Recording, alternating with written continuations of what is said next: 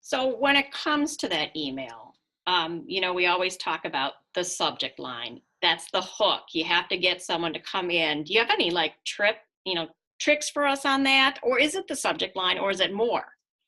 I think it's more, honestly. Okay. I think I think subject lines should be tested, A/B tested. Okay. I just don't know if people should put that much emphasis because I think it's like you have the three things. You have your brand, you have your name, the subject, and the pre-header text.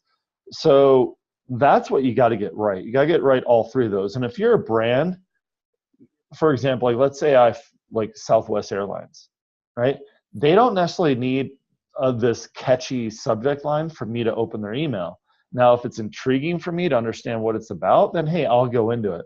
But I don't know if the subject line is everything with it. I think if you have the brand and people like want to get that information from the brand, I don't think that's too relevant. Now, if you're cold emailing them or if you're obviously the not the right way is like if you've purchased a list or something, which I'm not suggesting anyone does, then it might be more important.